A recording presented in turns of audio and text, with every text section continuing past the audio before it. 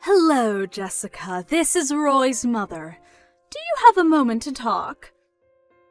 Oh, of course. What can I do for you? I thought it was about time we got together to have a discussion about Roy's estate. His estate? Don't you think it's a little bit too soon for that? It's only been a week since his funeral. Yes, I'm aware, but it's a discussion that we need to have, and the sooner the better. I'm not sure if Roy ever told you this, but he should have left a sizable amount of money to me. That boy was always good to me, and this was his final act of filial piety. I'm planning on using the money to have a pleasant and relaxing retired life. I see.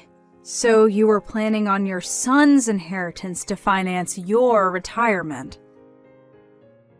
Also, Jessica, I think you should know that I have every intention to not allow one single penny of Roy's money go to you. What? You had to see this coming, dear. I heard about everything from Roy. The two of you were about to be divorced when he passed away. Am I right? Well, yes, I suppose we were. Well, then that settles it. What right could you possibly have over Roy's money? Roy is my son, and you're little more than a former roommate of his as far as I'm concerned. I will not let you have his estate. Did Roy happen to tell you the specific circumstances of our divorce, or did he leave that part out? Isn't it obvious? You were a complete failure as a wife. You used him for his money, and you never paid him any of the attention or affection he deserved as your husband. You may have cheated my son out of some of his hard-earned money while he was living, but I will not let you steal from him now. Is that so? And that's all I have to say. Now pack up your things and be out of that house by this evening. Seriously? I'm dead serious, Jessica. The house you are living in belonged to Roy. He built it with his own money, his name is on the title, and now that he's gone, that house belongs to me, his mother. There's no fighting this, Jessica. It's all written very clearly in his will. The house is mine. I'm going to be moving in there as soon as possible, which means you need to leave as soon as possible. Take all your things, leave all of Roy's, and be out of that house by sundown. And I know if you take anything of Roy's, so don't even think about trying to steal his things. Ugh! Don't be such an immature brat, Jessica. You can't seriously be planning to try and stay in that house, can you? Since you were about to divorce him and move out anyway, I'm sure you already had arrangements made for another apartment or something. So there's no reason for you to stay there. Yeah, I guess you're right. I don't really need this house. Good, that it's settled, and we have no more reason to talk to each other. But seeing as the house is getting foreclosed on today, I don't think you'll be able to enjoy living there for very long. What? Foreclosed? I'll talk to the bank to tell them that you'll be the one to hand over the keys to them. But you'll need to sign over the deed to them by tonight, so make sure you bring a pen. If you ask them nicely enough, maybe they'll even give you an hour or so to take in some of your memories of Roy. What are you talking about?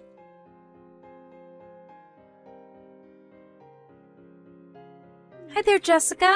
Hope you're doing well tonight. Thanks again for everything you did with my brother's funeral. I really appreciate it. Hey there, Steph. Don't mention it.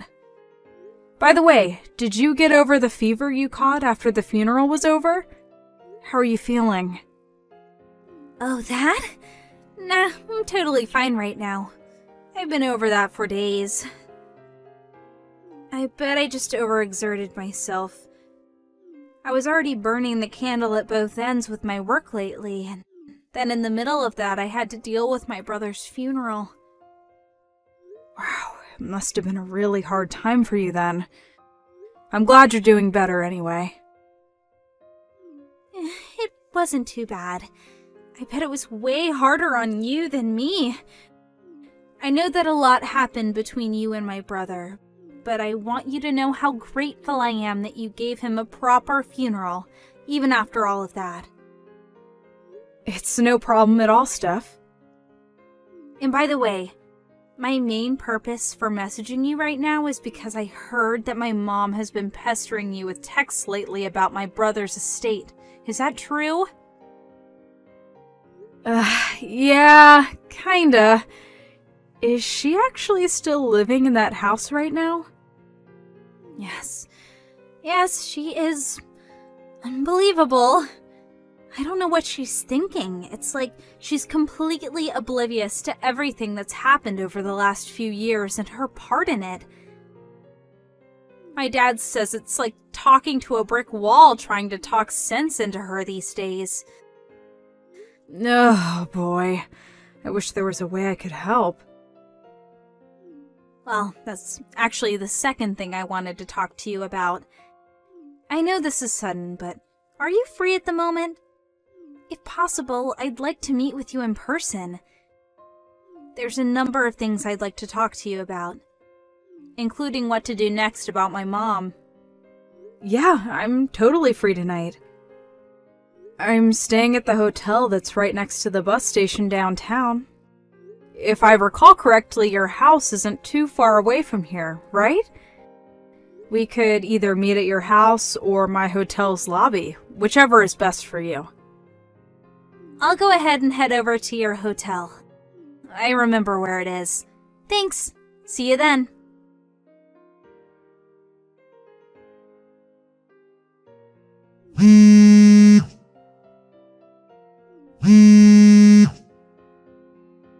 Good morning. What can I do for you?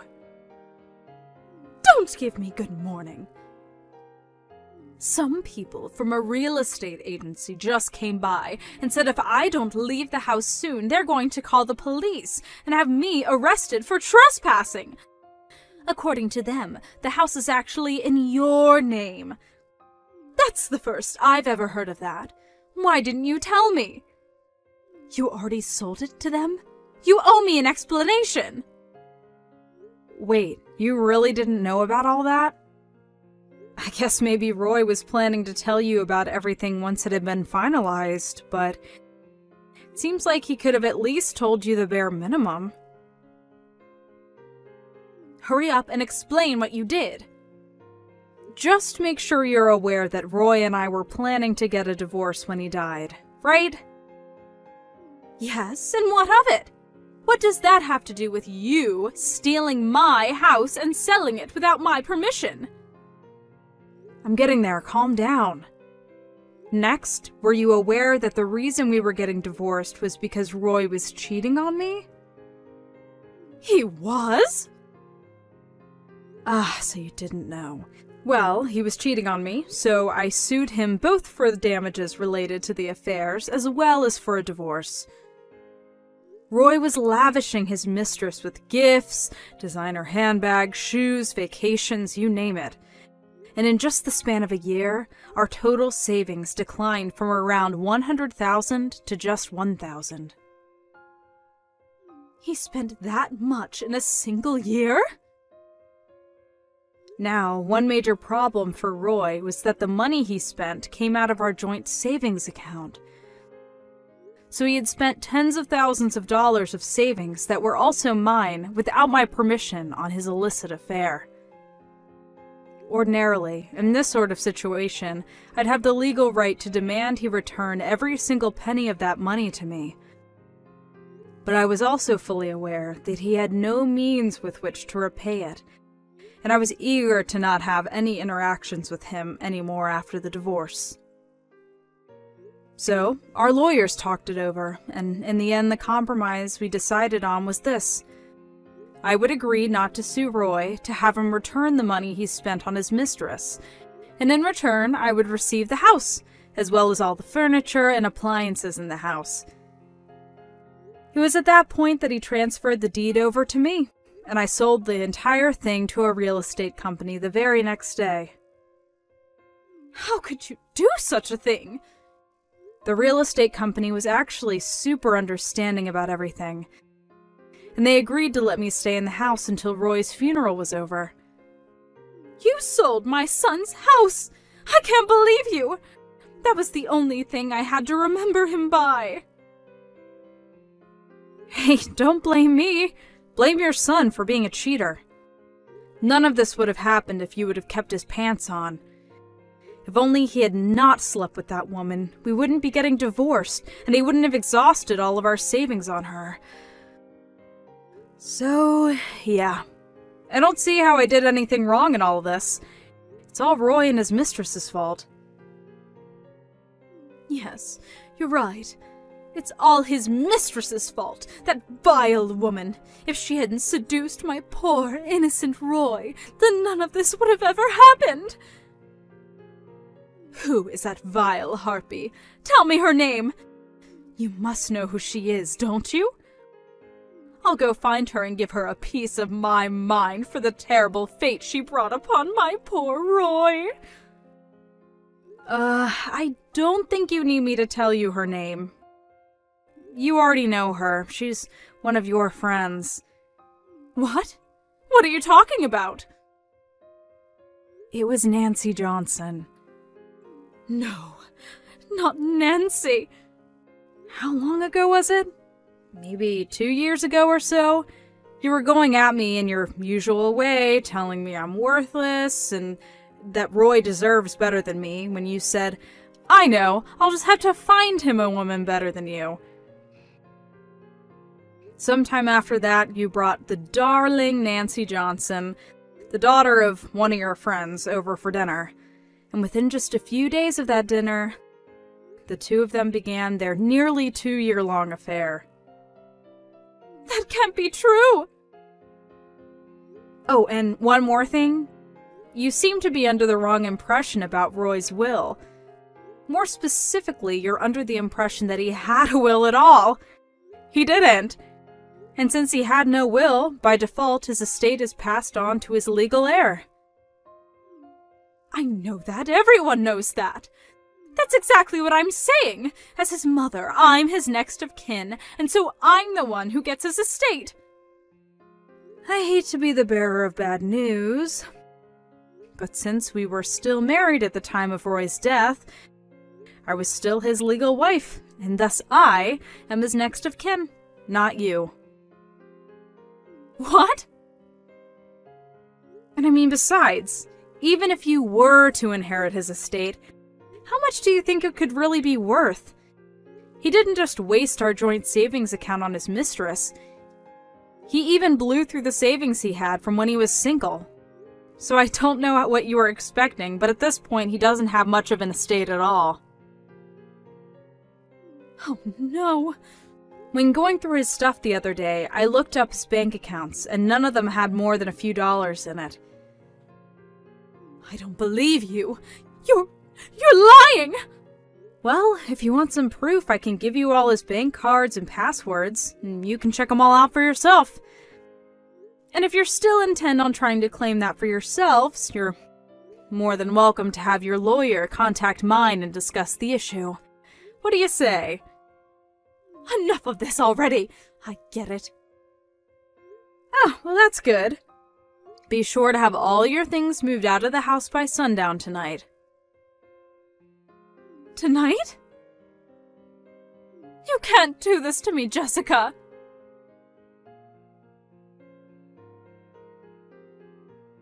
Jessica? Where are you?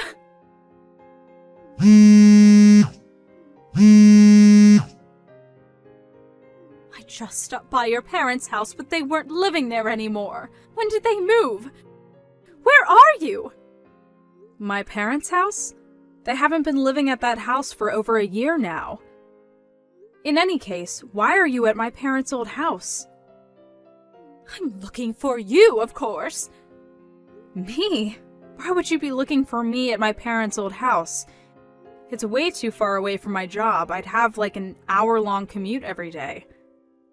Then where are you? Tell me!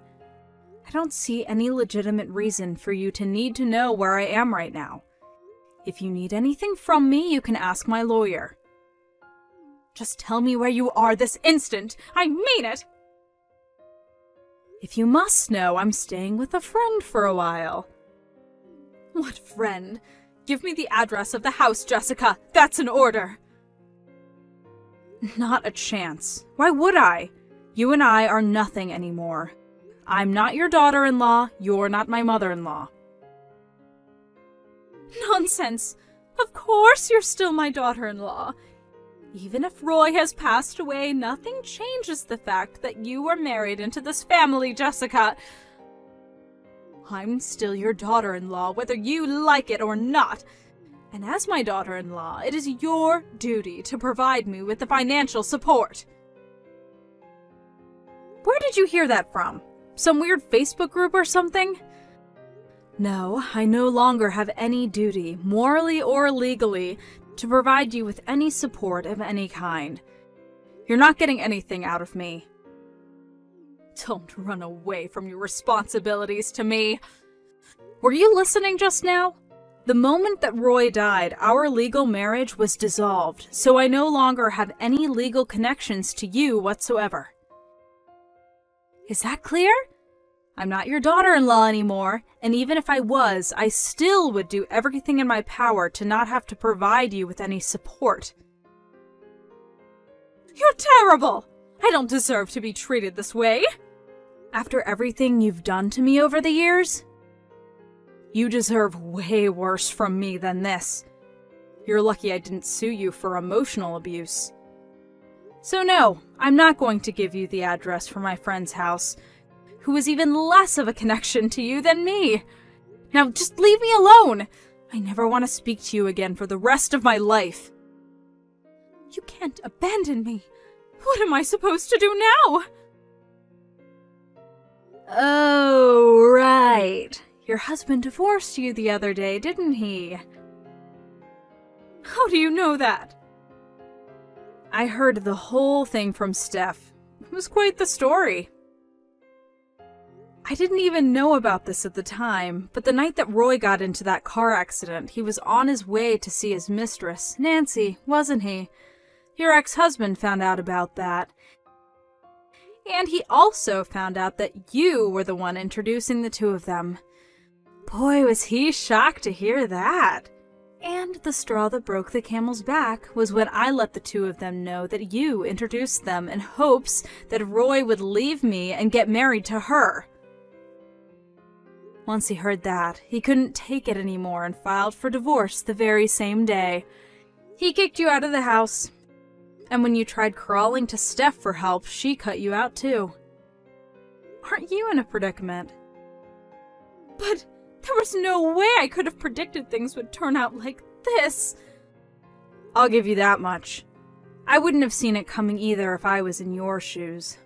But then, if I was in your shoes, I don't think I'd be going around encouraging my son to have an affair, and also actively bringing him women to have affairs with. Please, Jessica, you have to help me. Why? Because I have nowhere else to go. My parents are long dead, and I have no siblings. Don't you remember your wedding vows? You promised to love my son, for better or worse, richer or poorer, in sickness and in health, right?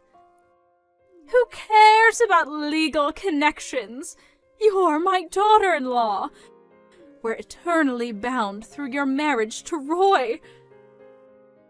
I know we can get along well, you'll see. Did you forget the whole "till death do us part" bit? Or that you were the one who pushed Roy into his affair, which led to the ends of both our marriages as well as his life? Well, or that you were constantly verbally abusive to me throughout the entire time I've known you? Lucky for you, your son's good-for-nothing wife is officially out of your hair forever. Jessica, you have to give me a place to live. That's an order. No! Jessica? I'm blocking you. And if you ever try to contact me again, I'll get a restraining order put out on you. Jessica! Goodbye. Enjoy the rest of your life.